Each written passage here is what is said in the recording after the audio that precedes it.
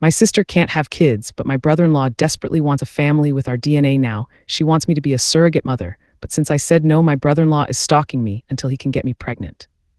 I 30F have an identical twin sister. We'll call her Stacy for the sake of the story. Our mother unfortunately passed during childbirth, and we were raised by our father. Stacy has been married to Jeff for 8 years, and I have been in a relationship with Mike for 3 years now. One thing I've always known about my sister is that she wanted to be a mom even when we were children.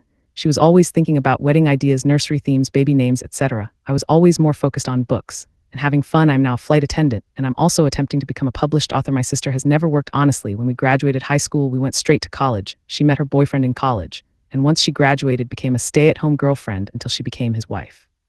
I have known for a while that my sister has been trying to become pregnant unsuccessfully. She has experienced a single miscarriage and has been unable to become pregnant again despite spending thousands and thousands of dollars on IVF and pretty much anything they could try because she wanted to experience pregnancy. After 5 years with no success, they have started to discuss other options. My sister isn't interested in adoption and is very adamant about having a child that has both of their DNA. Her words, not mine. About 3 weeks ago, she came to my house and we were hanging out as we usually do, just chatting and watching Modern Family. She told me she had a serious question and needed to ask me while she still had the nerve. It scared me, but she asked if I could be her surrogate. I was frozen for a second and asked what she meant. She told me that I knew what a surrogate was. She needed me to be her surrogate. I expressed that she knew I wasn't interested in having children. This could definitely be due to how we came into the world, but I'll be honest and say I have never found the thought of having children appealing in any way. I told her that I would have zero issue with donating my eggs to her, however many she needed. She could have them all, but I could not carry her child. Upon hearing that, she became so angry. Her face was so red, and she was just yelling about how it's obvious how jealous and hateful I am,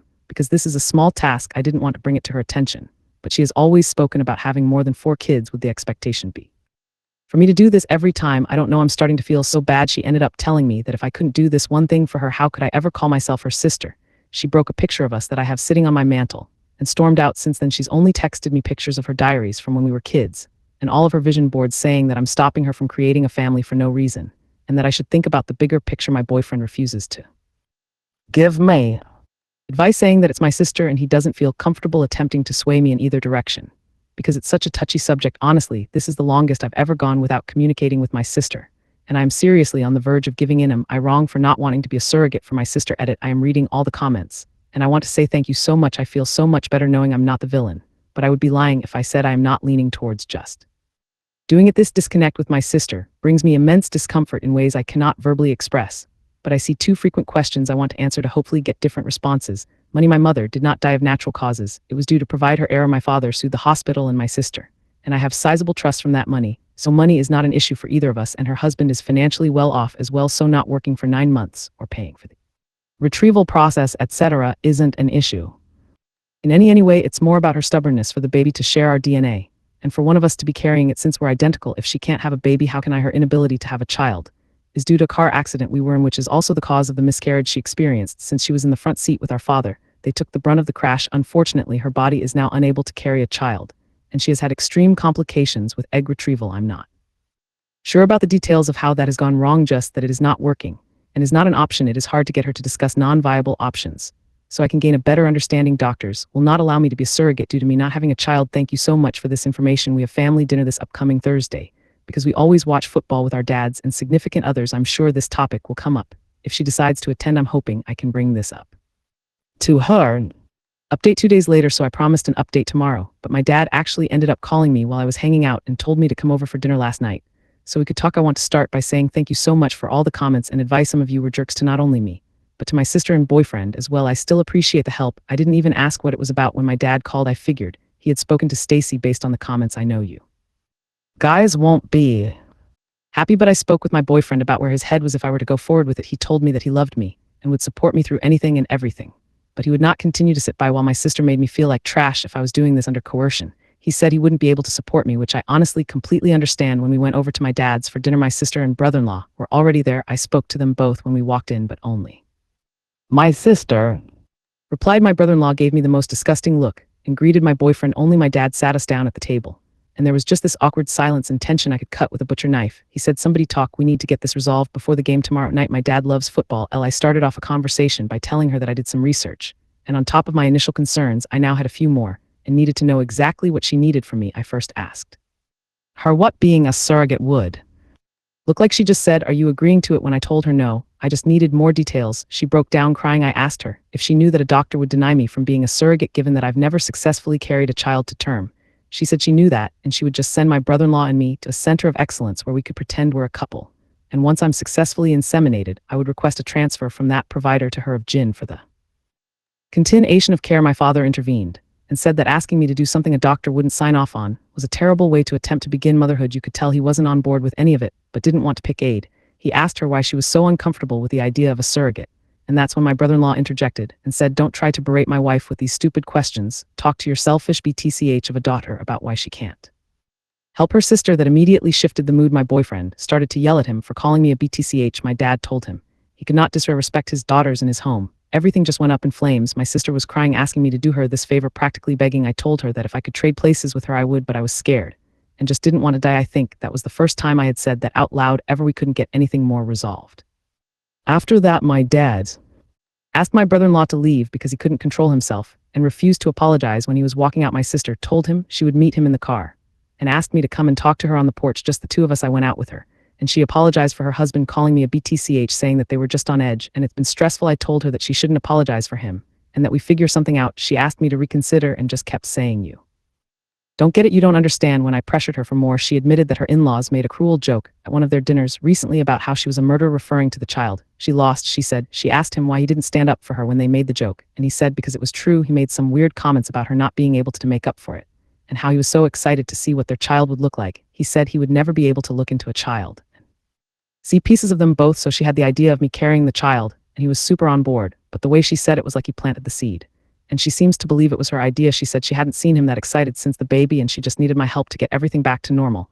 I tried to explain to her that nothing would ever be normal again, and that what she was trying to do was the wrong thing, but he just started blaring the horn, rushing her to the car, and she said she'd call me later. I feel like I may lose my sister, but I am now not even willing to donate my eggs for her to have a baby with him.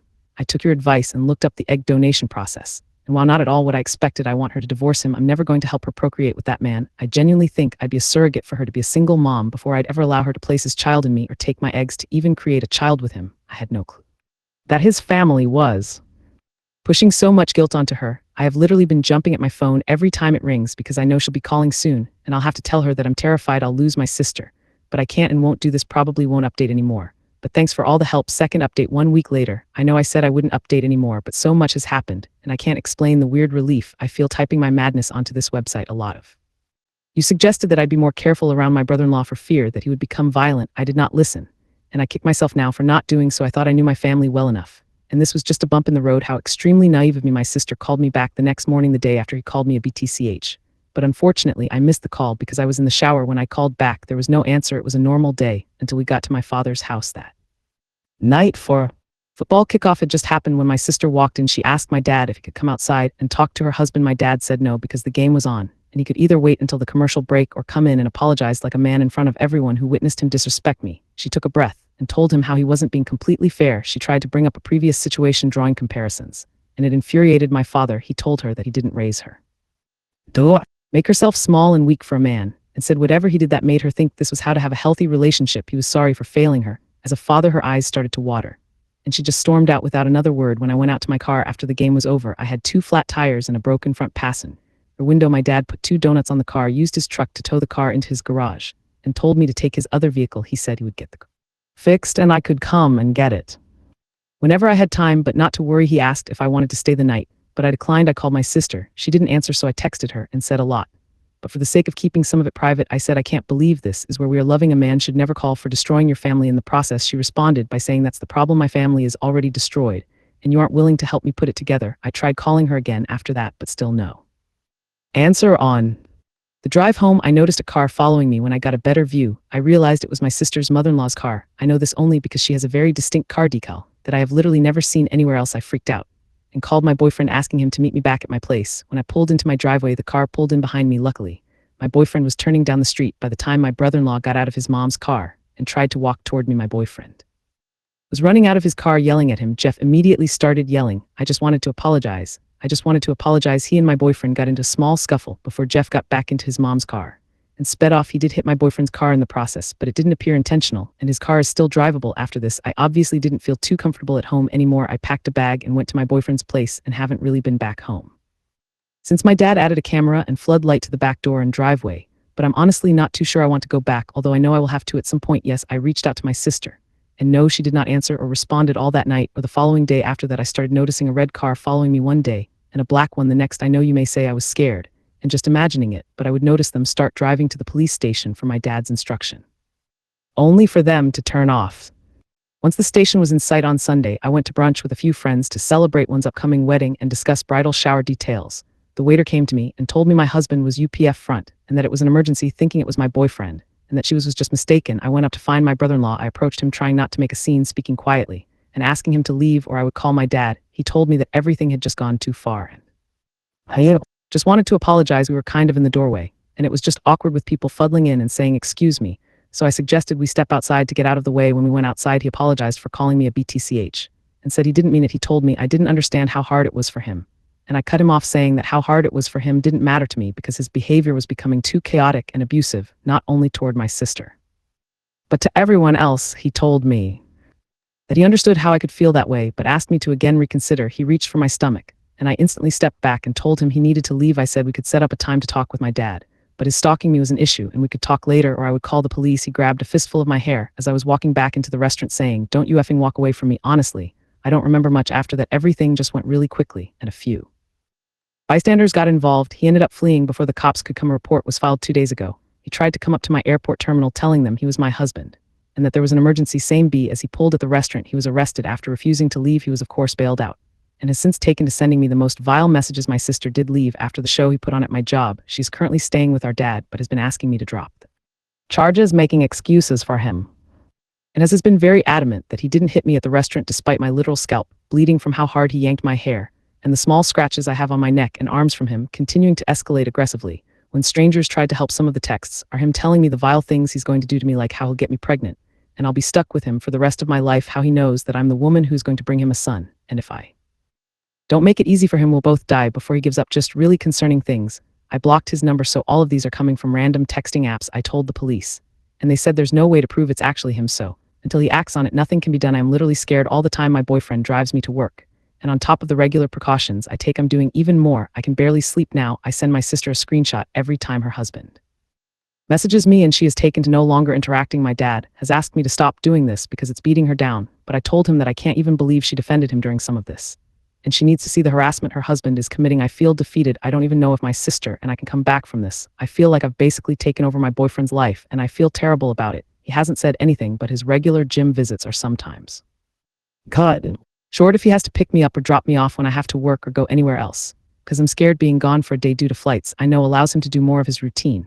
But now we're basically forced to live together, which I enjoy, but I'm not sure he does. We got into an argument the other day about the AC temperature. I feel like my life is slowly devolving into madness, and I can't breathe. Third update 1 week later. Hi, I don't really know where to start, but currently my brother-in-law is stalking me. I don't want to go down the rabbit hole of why, but he wants me to have his baby. Unfortunately, the story just gets more chaotic. I had his number blocked, but at the advice of others, I unblocked him due to the police stating that the messages coming in from unknown numbers couldn't be traced to him. He has sent me a few messages from his actual number saying that we need to talk and come to an agreement. I, of course, have not engaged. The vile messages from strange numbers have continued.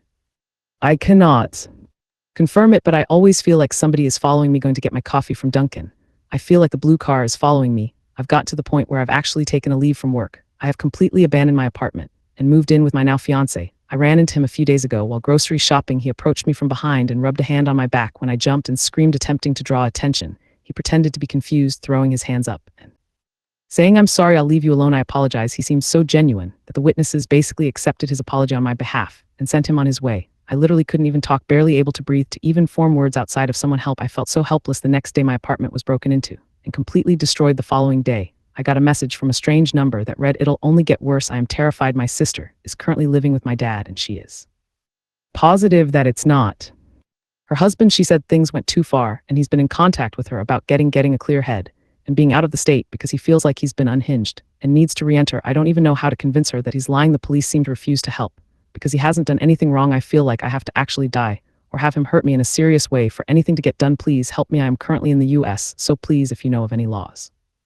anything that can help or urge the police to become more helpful, I would appreciate it. I cannot sleep, and I'm coming to the point of simply not wanting to leave my apartment. Please help me. For update 4 days later. This has been absolutely insane, but Reddit has a place in my heart forever. I'm going to shorten this as much as I can. My boyfriend realized I was looking into apartments. I absolutely was going to temporarily rent an apartment like an idiot, and asked me why I told him that I felt like he wanted his space back too. Himself, and he proposed to me the next moment. I'm literally engaged now. I feel a lot better about taking over his apartment. Lol. I posted in the advice article explaining that my brother-in-law was escalating. He approached me in a grocery store. Unfortunately, I did not do well standing up for myself. They're not my best moment. He broke into my home, did some damage in my bedroom, and broke a few things in my kitchen. He knows I love mugs and espresso machine. No, I wasn't there, and yes, cameras were installed. Afterward, I took a leave of absence from work and basically stayed holed up in my fiancé's apartment. My sister had been ignoring my texts and not engaging with me until I got a random call. When I answered, she was on the phone sobbing. I asked her what was wrong, then thinking something had happened to our dad. She explained that she had been following her husband and knew he was following me. She said she was telling me because she went to the police, and they explained they were sending someone out to talk to. We sat on the phone for 5 hours. She explained that after the hair pulling incident, her light bulb went off and she went into investigative mode. She said it got to the point where she was concerned for my safety, which is why she decided to go to the police. She apologized for putting so much pressure on me. She said that while she would like to blame it on her husband, a tiny piece of her was actually shocked. I said no. She explained that the DNA aspect doesn't matter to her. It was my brother-in-law that insisted on it, and she just wanted her family to be whole. She will be staying at my home with me temporarily until the divorce is final and the dust has settled. I'm sure he won't make the divorce easy, but they do have a prenup, so it shouldn't be too difficult. Side note, I did find out after my father slipped and shared that my sister actually had her husband burglarized my home. She apparently held on to the information because she needed to decide the right thing to do. He said that when she told him, he told her she didn't have a choice and made her go immediately. She apparently didn't put up much of a fight. My dad said he feels like she just needed someone to actually say it to her for her to get it. But I'm not 100% sure how I feel about this. I'm happy that she made the right decision in the end. The police came to my fiancé's apartment. The next day they took my statement and explained to me that they wanted to have an agent patrol me for a day in an unmarked car. If he followed me, he would be arrested. They didn't inform me what car was following me, but did say that it would be happening immediately, so if I felt I was being followed, not to panic. Basically, he was literally caught within 2 hours of me leaving my fiancé's apartment. We went on a date, and as we pulled into the third location, he was pulled over and arrested. I drank more margaritas than I should have that night at the restaurant. The detective did tell me I would be getting a call from the DA's office, which I assume will be tomorrow. Honestly, based on how this is all gone, I doubt they'll hold him accountable much. But I am hoping that with them having his phone, there is physical proof that he was sending me the text, which will add to his punishment. I have my first flight back at work this week, and I'm so excited to be back to my regularly scheduled program. Today's football games were amazing, and I was able to watch them with my sister, my dad, and my fiancé. I hope I don't have another reason to update this ever. Thank you all. And that is where this story ends, at least for now. From a simple, heartfelt request to absolute chaos, stalking, an arrest, and somehow an engagement in the middle of it all. Life is truly stranger than fiction. What I will say is this: no one is ever obligated to use their body in a way they're not comfortable with, full stop. And it's a reminder that when someone shows you who they are, believe them the first time. If you made it to the end of this video, thank you so much for being here and for listening. I genuinely appreciate every single one of you. If you enjoyed this video, please give it a thumbs up. It really does help the channel more than you know. And if you haven't already, hit that subscribe button so you never miss a story. Now I want to hear from you. Drop a comment below. Whose side were you on throughout this whole situation? Did your opinion of the sister change by the end? And what would you have done differently? Let's talk about it. I'll see you in the next one. Take care of yourselves. You have reached the end of the text.